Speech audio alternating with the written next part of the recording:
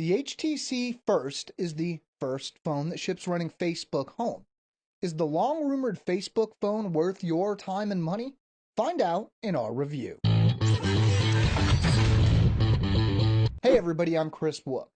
When it comes to Facebook Home, we've heard a lot of bad things, and we've heard a lot of, well, okay, it's actually mostly been bad things.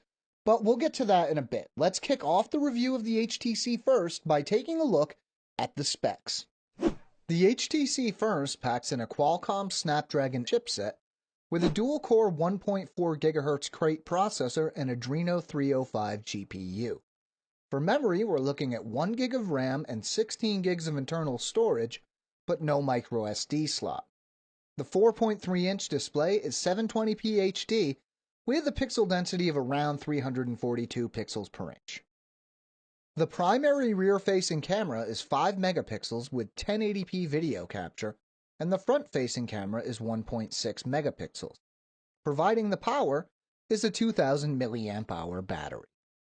HTC is known for build quality, and while this isn't as solid as the flagship HTC One, it doesn't feel cheaply built either.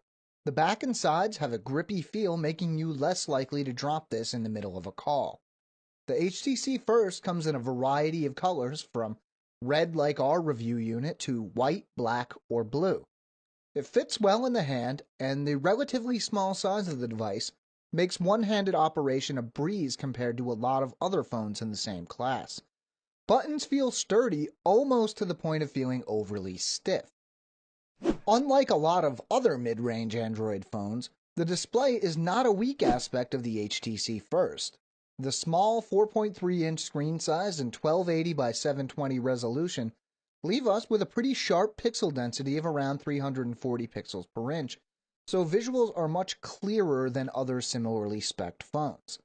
Colors are vivid without the oversaturation that is clearly apparent in phones from some other manufacturers.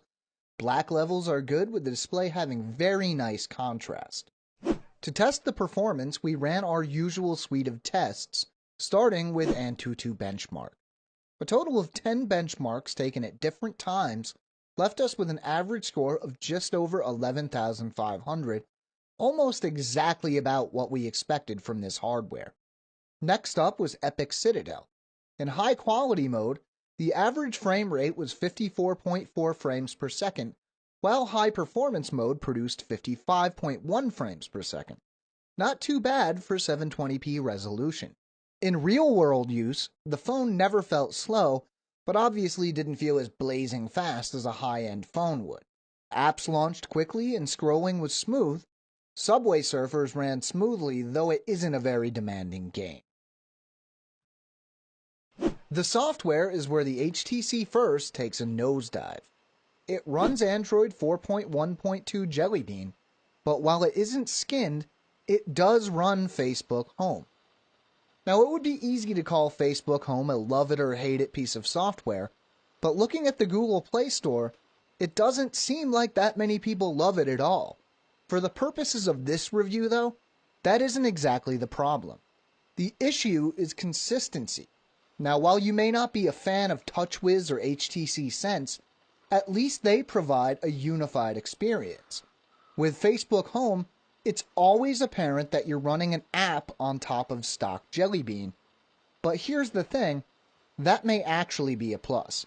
See, you can simply turn off Facebook Home and suddenly you'll find yourself greeted with a phone that is running stock Android. No, it's not a Nexus, and you probably won't see frequent updates, but it is a surprising bonus. In good lighting, the 5 megapixel rear-facing camera takes photos that are above average for a phone in this class. In low light, however, images aren't nearly as good. You can use the LED flash, but this isn't going to lead to the nicest photos. The front-facing camera has the same issue, but with fewer pixels. The 1080p video capture is unremarkable. While it will capture whatever you point it at, the videos tend to be on the shaky side, and low-light performance is just as poor as it is for still images. Having said that, for a mid-range phone, it's still not that bad.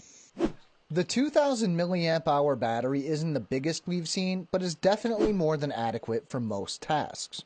While I did notice that heavy testing and benchmarks seemed to drain it fairly quickly, in general use it held up pretty well.